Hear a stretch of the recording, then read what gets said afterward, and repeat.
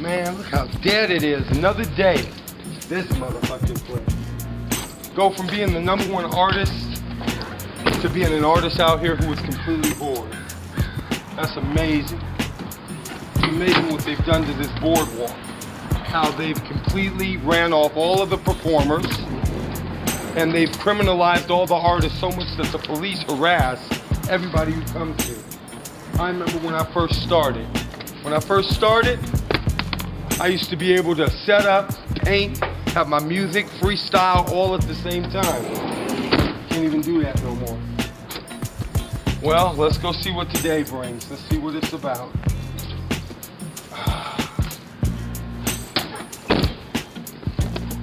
Venice Beach life, it's the only life I know. Venice Beach life, when I've got to make some dough. Venice Beach life, I can travel 1,000,000 miles away. Venice Beach life, and always come back to LA. This guy, he's one of my good friends. He's out here at 6 o'clock every morning. This is what we call the power of the human spirit. This brother has been walking without the cane and with the cane. He's been doing it for months. You know, he was once in a wheelchair and he said, no, I'm not going to let them keep me in a wheelchair. So every morning at 6 o'clock when I bring my stuff out, it's only me and this brother right here. How you doing, brother? You all right? You having a good day? Very good, thank you. Yeah, that's my man right there. Thank you. Yeah, I'll probably see you tomorrow morning. I didn't see you this morning. What happened? No, I'm going there. When it comes to stencil art, ain't nobody beating me. All these books are full of stencils. Of course, being the Virgo, everything is organized. I've got 3,500 stencils. I never stop. Can't stop. I paint basically at the speed of thought. If I can think of something that needs to be said in society and somebody ain't saying, I'll put it in a painting. And say, okay, I'm gonna tell these folks this, just like this. And that's basically what my art is about. Trying to tell it like it is in a way people can understand. That's what my music is about. That's what everything is. That's what life is about. Simply spending the time you're here, trying to make this place better than how you found it. And trying to tell people, or trying to remind people of their divinity in a medium that they can understand. We can just remind people how divine they are, then we wouldn't have any problems. Because once you know you're divine, then you don't really want to do nothing with anybody else but coexist. Once you know that you're divine, you want everybody else to be divine around you. You want everybody to know their divinity. And once everybody knows their divinity, then you treat other people like you treat yourself. And once you treat other people like you treat yourself, then we have no wars, we have no jealousy, we have no fighting, we have no conflict. If you're hungry and I got food, I'm feeding you. If you ain't got no clothes or no shelter, and I've already got shelter, yo, I'm building you a house. Why not? What else I'm gonna do with my time? If I've got food, if I've got clothing, and I got shelter, that means I ain't got nothing but time on my hands. Why aren't I spending the rest of my time doing things for other people? That's why I don't understand all these millionaires. I think after a couple $10 million movies, you have no need to make movies anymore. You should spend the rest of your time trying to help other people. You can't spend the money. Once you get to 10, 15, 20 million dollars, you can't spend that in a lifetime anyway. Even if you were to, unless you're just buying crazy shit like every day, you can't spend that in a lifetime. So why not spend the rest of your life from that point on helping other people? That's what I like about Tom Hanks and Forrest Gump. I remember when there's this one scene where he's sitting on the bench. He said, the major invested our money in Apple. And he said, we'll never have to worry about money again. And I was like, cool, that's just one less thing I gotta worry about. If you know that you got money for the rest of your life you can't spend, then you ain't gotta worry about money no more. Now you should be worried about other things in humanity you can do to help people. People spend their whole lives, got millions, but they still chasing millions. Why? Why? It's a waste of time. You've already got enough money, more money than you can spend in your life. Now why not spend the rest of your life helping people, other people, doing what you can? After all, I mean, well, that's what I'm here for. I tell you, if I ever became wealthy and abundant to the point to where I didn't need anything else, I'd spend the rest of my life in service. I don't need to spend the rest of my life doing anything else.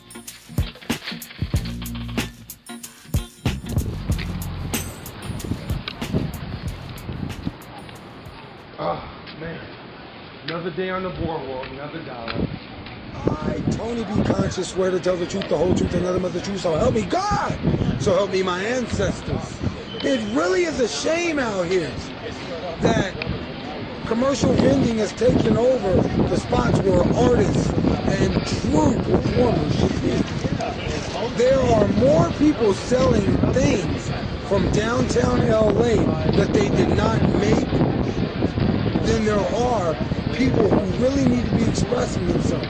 It is really a shame because there are so many beautiful, powerful people who have so much to say spiritually, religiously, culturally, metaphysically, I mean even nutritionally. So it'll stand and I'll put a set pin so you can't blow it out. You know, this is no part of my bench. See, I'll pick up borders on my bench. I just can't believe that they would harass you, that the cops would mess with you for having your umbrella laying on the ground. Yeah, laying on its side instead of upright, vertical. That's the what? Everybody always want to ask me about love. I've been in love a lot. When I was younger, I didn't even really know what love was. Who's the first girl I ever fell in love with? Let me think. First time I fell in love was probably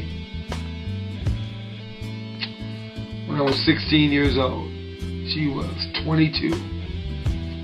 Her name was Coco. This sister was bad, man, bad girl. She was really bad. She used to work at this community center in the ghetto of Seattle. And I used to be so in love with her. I was in love with this sister. I would have done anything for her. But I don't even know if you can call that love. When we talk about love, love is a hard subject for me because they say love goes back to your mother. It goes back to how your mama treated you. That's how you really deal with women, is your relationship with your mother. And to be honest, even to this day,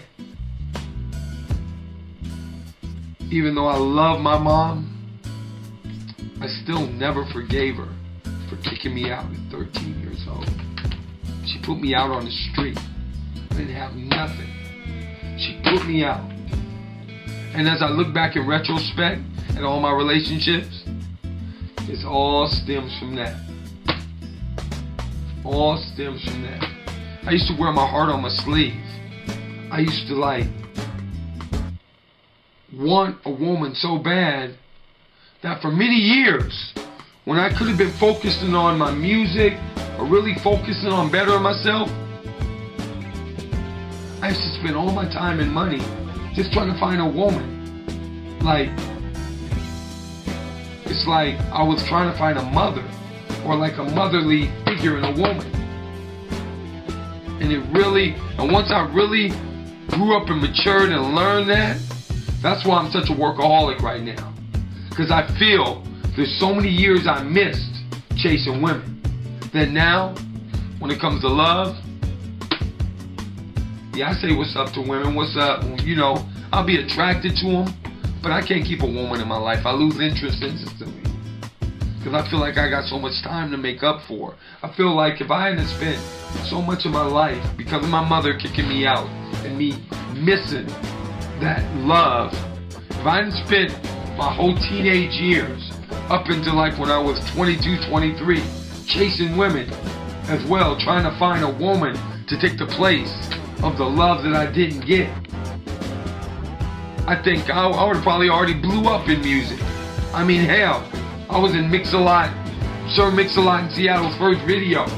At one time, I was considered one of the best rappers in Seattle. I had a book this thick full of like 300 songs. Couldn't nobody fuck with it. If I had come out back then, during that time, I would have been like that cat Special Ed, or one of them cats. I mean, I was like on it, but I was too busy chasing women because of the love that I didn't have in the home. I was trying to find a woman to take my mom's place.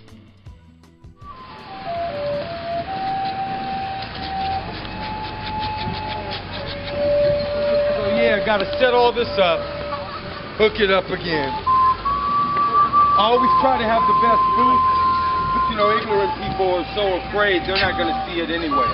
You could put all the jewels, the most beautiful art in front of somebody, but if they are blind, they'll never see you. They'll never ever see you. So this is why I got to get off the beach, because I've got beautiful art and it used to be able to sell. Can't sell nothing out here now. Can't even do it. Doesn't even sell. I can't even sell these little pieces that I got here, let alone bring my good art out here. That's why I don't even bring my good art out here. What we call the new Jim Crow is so in effect right now.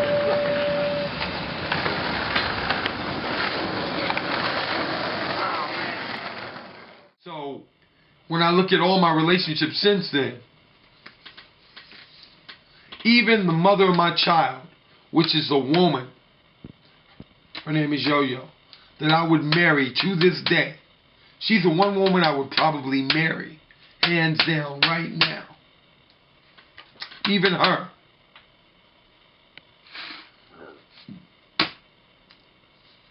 Yeah, we made love the first time we met, couple other times, then she got pregnant. My first reaction was to get scared, just like I guess my father did or whatever. Second reaction was, okay, we can have the baby, but we can't live together. Still scared. My son deserves a mother and a father in the home. She's the only woman I've met who intellectually impresses me. All the other women before her, yeah, I get with a woman back in the day to hit it, but as far as intellectually, I couldn't see him having my child. I was very particular about who I wanted to have my baby. Oh no, the mom got to be on point. Sister Soldier, she got to be culturally, intellectually the bomb. I wasn't having it. But this sister, teacher, mother a teacher, culturally, same as me, intellectually, on that level, everything a brother could ask for. Haven't met a sister like that since. So, I run in and out of relationships, I mean I have, up until my baby's mother, simply looking, still, even in my adult years, for a woman who could complete me because of what happened with me and my mom back in the day. It's really a trip. Right now, I guess me and love, we like distant cousins. You know, somebody that you text or you talk to every once in a while, but you don't see often. Now, when it comes to love like that, when my mom kicked me out, I never felt loved. So I felt the only way to find love was by going out and finding love. And then once I realized what I was doing, I found the only way to experience love was to love myself.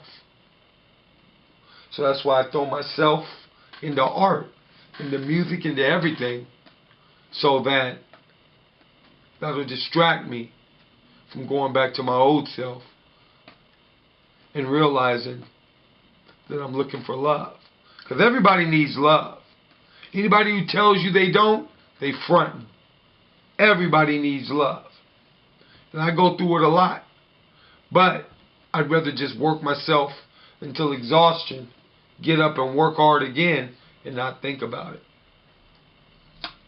But one day, maybe I get back with my mother and my child, or I'll find real love. But until then, I love the thought of love. L-O-V-E, living on vibrational energy. At your core, we are all vibrations. When your vibratory energy connects with something that's its vibratory match, you experience a euphoria some call love. Actually, it's just your vibration finding its vibratory match. Take away our skin, our cells, everything. We're electricity. We're vibration. We're current. So all you got to do is find something that matches your vibration. You'll be alright. As for me, I'm vibing on art right now. But for the rest of love, love is what love is. Love is just love.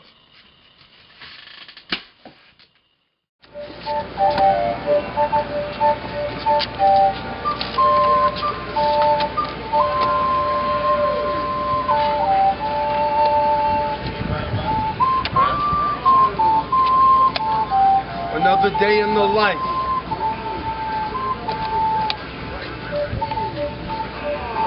Another day in the life of a real artist who happens to be the smartest on the boardwalk. This is what I do. I try to only show a reflection of you, but it's just so hard for me.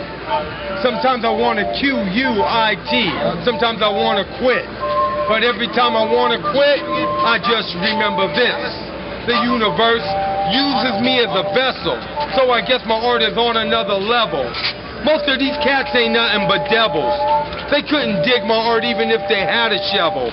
Why? Because they believe the stereotype. They think I should have a marijuana pipe, or that I'm supposed to already be in jail. Wow, being racist really must be hell. But me, I keep it heaven. I keep my booth open like 7-Eleven. I keep giving it to them like a big gold cup. My art is for those who know what's up. You know, I gotta be like this, man. I can never be like that, man. Too many people out here doing fiction. Man, I gotta do the facts, man. Somebody gotta do something for the children who really wanna see what the universe is revealing. So I make it kind of appealing. But they'd rather go buy a medical marijuana card. Man, them cats is drug dealing.